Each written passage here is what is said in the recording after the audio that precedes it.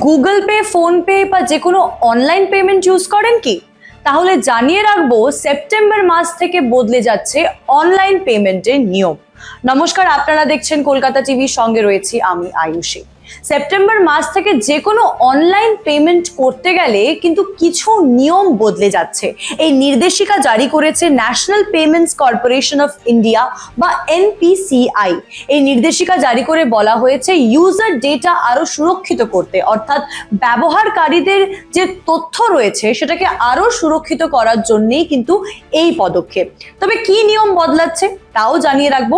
September মাস থেকে যদি কোনো পেমেন্ট আপনি ইউপিআই এর মাধ্যমে করেন, তাহলে আপনার নাম্বার, আপনি যদি পেমেন্ট করেন, আপনার নাম্বার বা যিনি পেমেন্ট রিসিভ করছেন তিনিও কিন্তু আপনার পুরো মোবাইল নাম্বার দেখতে পারবেন না। শুধু শেষের 4টি সংখ্যা বা মোবাইল নাম্বারের লাস্ট 4 ডিজিটস কিন্তু দেখা যাবে। অর্থাৎ কিউআর এর ক্ষেত্রেও কিন্তু নিয়মটা সেম থাকছে। যে কোনো পেমেন্ট রিসিভ করতে বা পেমেন্ট করতে পুরো নম্বর দেখানো হবে না, শুধুমাত্র শেষের 4টি সংখ্যা দেখানো হবে।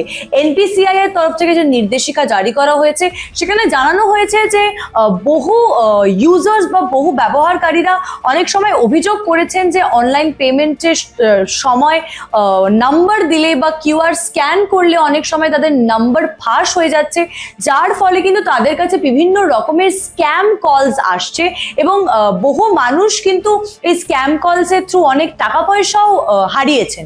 সেই কারণে এনপিসিআই এর এই নতুন নির্দেশিকা চালু হবে সেপ্টেম্বর মাস থেকে, যেখানে আপনারা পেমেন্ট করলে আপনাদের পুরো নম্বর কিন্তু দেখানো হবে না স্ক্রিনে।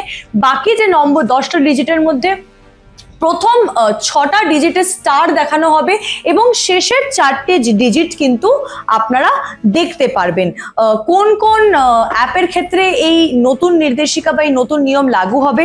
গুগল পে, ফোনপে, পেটিএম সহ অন্যান্য যে কটা অনলাইন পেমেন্টের প্ল্যাটফর্ম রয়েছে, মোবিকুইক থেকে শুরু করে আরো অনেক পেমেন্ট প্ল্যাটফর্মস রয়েছে, সবেতেই কিন্তু এই একই নিয়ম জারি হবে। অর্থাৎ ইউপিআই তে টাকা পাঠানোর পদ্ধতি কিন্তু বদলাচ্ছে না, সেই পদ্ধতি একেবারে সেম থাকছে, কিন্তু শুধু আপনার নাম্বার থাকবে গোপন।